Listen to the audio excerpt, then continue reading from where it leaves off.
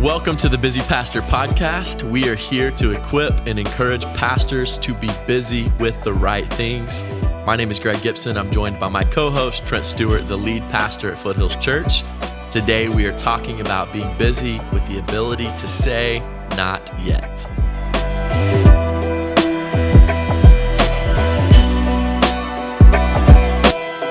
Trent, as always, let's get right to it. All right.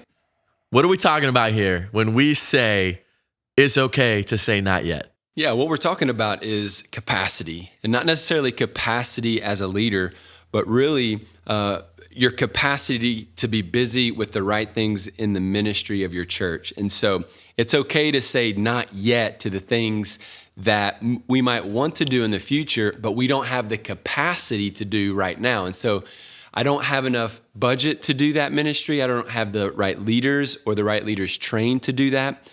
And so as pastors, we want to provide ministry for every single need that our church has, that our community has. That's how our heart beats. You know, we want to solve issues, solve problems, and create ministries. So we want it to happen, but that doesn't always mean that we have the capacity to actually start it, develop it, pay for it, implement it, and lead it in a healthy way. Yeah, so we want to be yes pastors. We want to say yes. And we don't want to just be red lights either. We don't want to say no. Right. We want to be strategic leaders. We want to be busy with the right things. We want to say not yet. We have a saying in my house with my kids that I want to be a green light dad for them. So I always ask them, I got little kids, so 7 and 9 right now, and I always say, what color light am I? They're like, green light, and I make them say it, and it's just a silly thing. But that doesn't mean I'm saying yes to everything. I think that's very similar in how we lead our schedules, we lead ourselves, we lead our families, and we lead our churches. So you're right. We are talking about capacity here. I remember when I planted Veritas, we focused in the early stages just on a couple things. You know, we focused on just making Sundays really good. We focused on small groups, and that was really it. And I remember we had a lot of younger people come into my office from time to time and say, hey, we should focus on this or we should focus on that. And in the DC context, it was a lot of justice issues. And I don't ever want to say no. My answer was always, that's a great idea.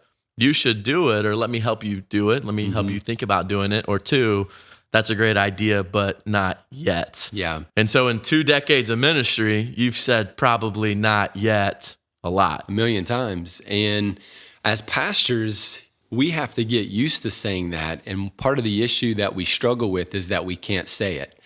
We can't say no, and we can't say not yet. So we typically just say yes to everything, and yes to every meeting, and yes to every request. And that leads to being busy with the wrong things, right? And you neglect the right things. It's the pastor guilt that we talked about from last Absolutely. episode. Yeah. It's the superhero syndrome, and then it's the inability to create the process or get the right people around us. So when someone comes to you with a great idea, you know, what do you say? How do you lead them in that situation? So I always want to validate people's ideas. God may want us to do something and may lead us to do something.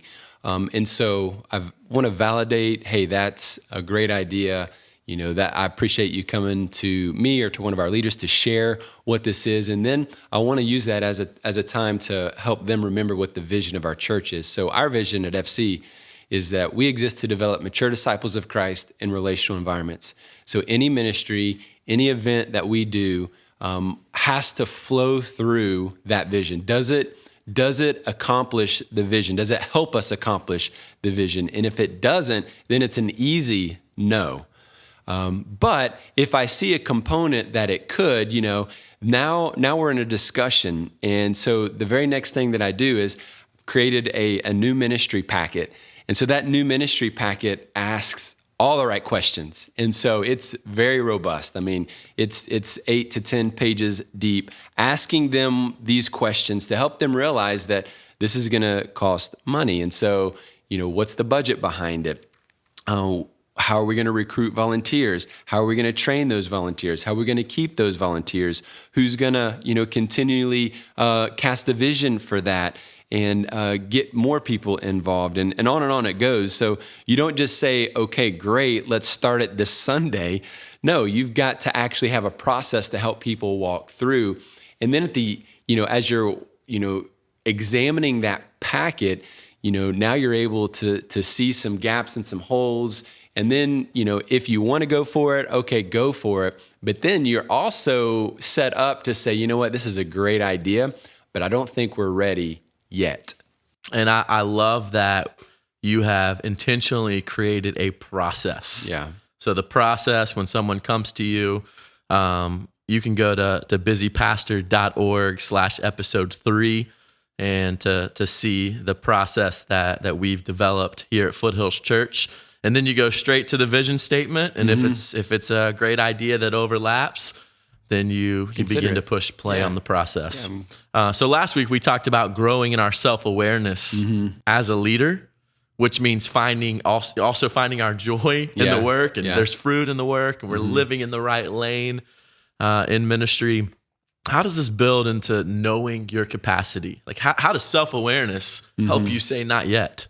Well, your capacity to serve will limit your capacity to grow.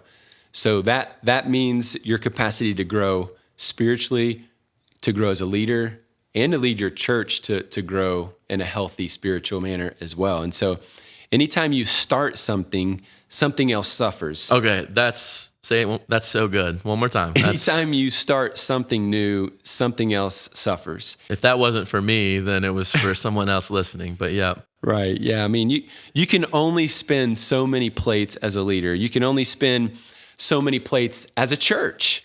Yeah. And so if you try to spin a new plate when there's not any room to add a plate, then there's one plate that's going to crash to the floor.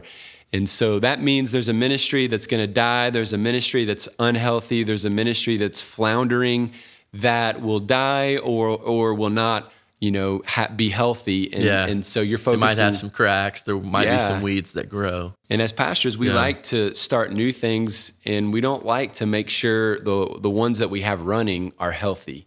And so it's easier to get momentum around new things than it is to have something that you've had forever, like, small groups that are flourishing and healthy and growing. And it's easy just to say, oh yeah, we got small groups, and so now we're busy doing all these other things. Meanwhile, you've got rogue small groups that are, not teaching the Bible and far from your vision. So as you expand your capacity, what I'm hearing is you can add new ministries, right? So it's okay to say not yet right now, but you also have to do the work of becoming a more self-disciplined, self-aware leader and know when to say yes. Exactly. Right? That's important. So how do you do that? So you got to realize you only have so much time and energy and talent. And once you extend yourself in these areas, or there's a real point that you come to and you realize you just have nothing else left in the tank. So you can't go any further because all of us, we have limits, and your limits are going to be different than my limits. Everybody's kind of built differently on, the amount of work or the amount of energy we have. And it also depends on the life stage of your family and the life stage of your church. Right. So you got to take that into consideration. You've got little kids right now.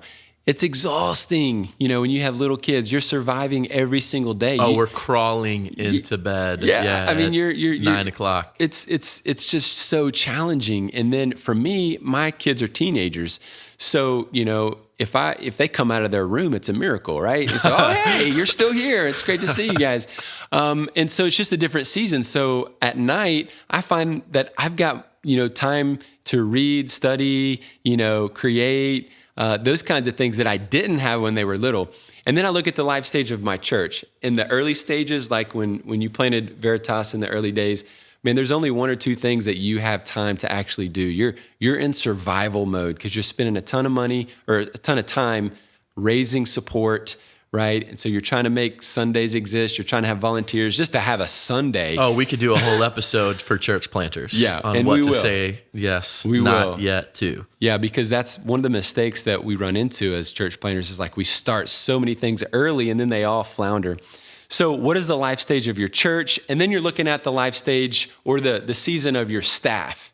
And so where are we at as a staff? Do I have a guy or someone on staff that can give attention to this specific ministry? So you're thinking in terms of all of that. And so then you come down to, all right, do I have a staff member that could lead this new thing? Do I have a volunteer that could actually sustain this thing? Because the last thing I want to do as a leader is start something that ends up being killed in 6 months, or that flounders, not doing well. I want it to start strong, and I want it to maintain that strength.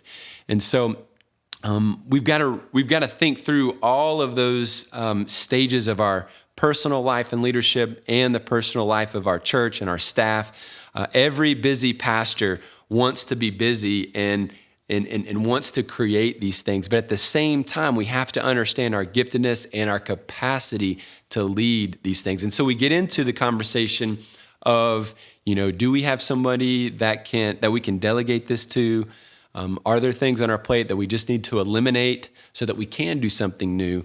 Or is it something that this just automatically happens? We can automate it, and so that, it just kind of flows through the system and process. Yeah, so we want to be busy with the right things within our capacity.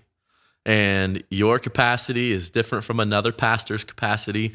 You mentioned a moment ago, seasons of life, family dynamics, seasons of a church. How do you learn your capacity right now? I think that's important. It's a great question. We've got to do the hard work here. It is, because we don't like to be honest with ourselves. We don't like to be honest that we are tired. We don't like to be honest that we're frustrated and burnt out and we just want to watch Netflix for the next 8 hours. Like we're not good at being honest with ourselves as pastors. So one of the things that's going to help is experience, just time in the grind.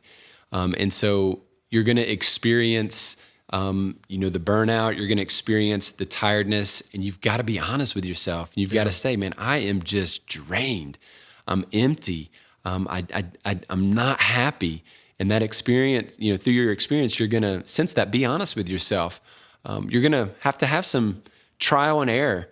You probably started some things that failed and you feel guilty for it, People left your church because of it. They weren't happy that it happened that way, or you hurt somebody and now you feel guilty about that. And so like we talked about last week.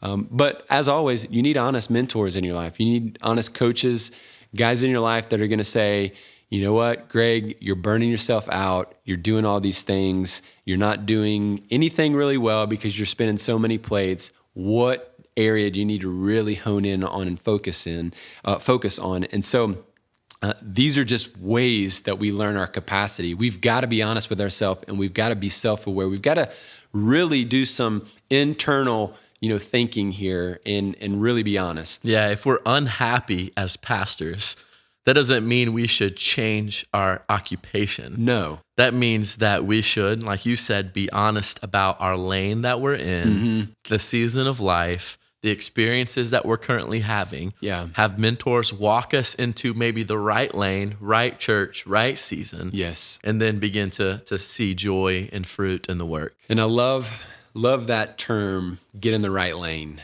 because while as pastors, we're the leaders and primary teachers of the church, the lane that I serve in is going to be different than another lead pastor, just because we're geared and wired and designed differently. So while all of the things have to happen, shepherding has to happen, counseling and care happens to our church, disciple making happens, casting vision happens. All of these things have to happen in our church, but not all of them have to happen from the lead pastor. And that's where we're saying we're getting things wrong, because we've got guys who think they have to be all things to all people, and they just don't have the capacity to do it, and they're miserable. So talk about what we should be doing. There's a lot of things that we shouldn't be doing according to our season and our lane and our responsibility and our capacity, right? That we should be saying not yet to, but what should we, without question, regardless of capacity, what should we be saying yes to? We have to say yes to the things that God is telling us to do, right? So in the scripture, the primary signature responsibilities, we would call them, are going to be for the lead pastor, preaching, right? Ministry of the word, right? And then prayer. Those are the first two. And so preaching, ministry of the word, our prayer life. And then we also see as a lead guy, protecting the church. So how do we protect the church? And I would say one of the major ways we protect the church is by vision and structure. And so if I'm casting the right vision and I'm casting the vision to make disciples, the Great Commission is our heart, and we're creating the structure from a leadership standpoint for our church to actually accomplish that vision and accomplish what the Bible is telling us to do, then we're moving ourselves in the right direction. And what's amazing about that is that when you cast the right vision and provide the right structure, your capacity as a leader will grow. Absolutely. And your capacity as a church will grow. Yes. And those things you're saying not yet to right now will be things you will begin to say yes to because you have the right vision, you have the right structure in place. And so that's where we get it wrong. We think our job is to say yes to everything. And as we say yes to everything, then nothing gets done really well. Then we have no capacity to really do anything well. The things we've said yes to aren't going well. Nobody's happy, and it just creates a mess. And so we have to get better at saying not yet. So what are the key signature ministries? We just talked about key signature responsibilities that pastors should be doing. Yeah. Right. What are the key signature ministries that churches should be saying yes to? Great question. And for everybody listening, we're going to dive in deeper to those responsibilities in the future, because I know there's probably guys still wanting more practical. Hey, break that down for me. But the key signature ministries at FC, this could be different at your church, but this is what we've identified as the things that we want to do well, we have to do well, and we always seek to have the capacity to do well in. And so that's going to be Sunday morning, obviously. Sunday morning experience, our worship services, either online, in person. And then what does our guest services ministry look like? And so that's going to be essentially your assimilation. How do you assimilate new people into your church? Is there a structure and plan for that? So we've got to do that well. Our entire family ministry, or we call it our next gen team. So, that's going to be our kids ministry, preschool ministry, babies, all the way up to students, middle school, high school students, college students. So what does that family ministry look like? How are we going to partner with parents and really help young people come to faith and grow in that faith? And then, of course, at FC, small groups are really the lifeblood of our church. So that's really where we see discipleship happening, care happening, shepherding happening. All of that stuff flows through our small groups. And then finally, what we call the journey process.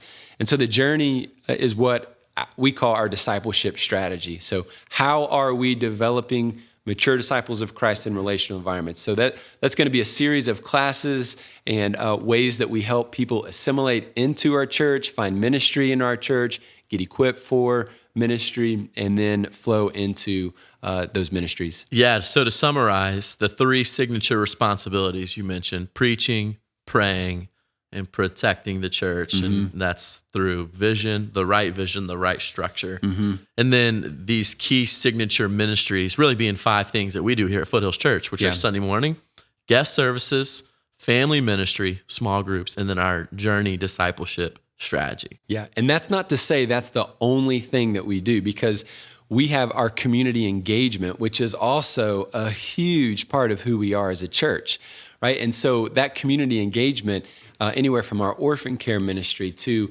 our homeless ministry to how we're providing food and shelter and all of these things are able to flow out of these signature ministries. Right. We can't engage the community if we're not taking care of Sunday morning, guest services, family, small group, and the journey. Right. And that's where I think we get it backwards. And so we want to be, we see churches, well, we're about the community and we're going to, engage the community. But listen, if Sunday mornings aren't done well, if you don't have an assimilation process, if you don't have a good family ministry in America, for the American church, and if you don't have a strategy to disciple people, you can forget community engagement, because nobody's going to do anything for your community if they're not being discipled to be kingdom builders. Yeah.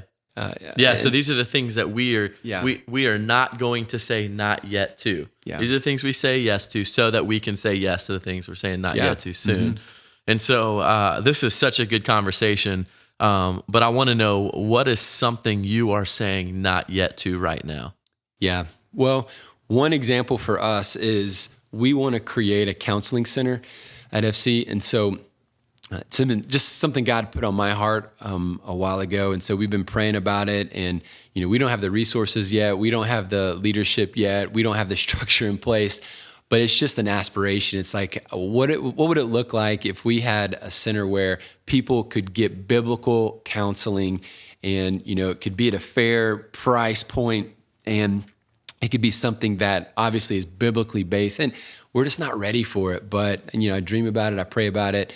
And people come for counseling all the time for our church. And right now, we just don't have anybody on staff. We have in the past, but right now we don't have anybody on staff that can really carry the burden of that load. And so, we share a little bit here and there, but primarily we point people to counseling centers and ministries in the area. So we have aspirations to start a counseling center here at Foothills Church, but it's freeing to say not yet, even to that. Absolutely. Know that we're planning and we're praying and we're preparing for what God is going to do, there. And even in your ministry, it's freeing to say not yet to the things that you want to do so that you can say yes to the things that you have to do. That's where we want to be busy. Absolutely. As a leader.